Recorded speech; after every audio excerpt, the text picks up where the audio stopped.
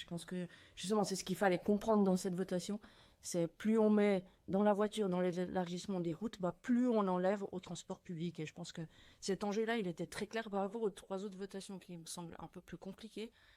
Celle-là, elle était très claire, à mon avis, et très compréhensible pour tout le monde.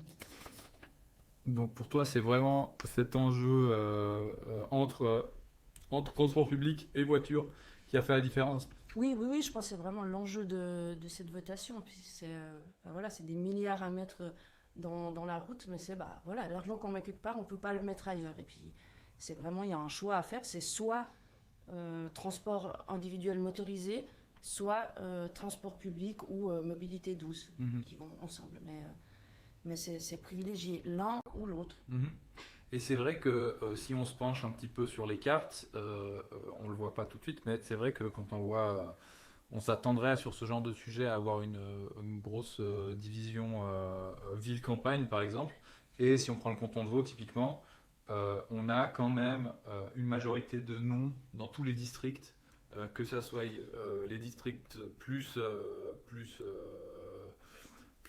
urbains, comme Lausanne ou Morges, et les districts vraiment ruraux, même le Jura nord-vaudois est à 59% de non. Donc c'est quand même un refus assez massif, en tout cas dans le canton de Vaud, mais même dans le Valais, on le voit aussi que le non domine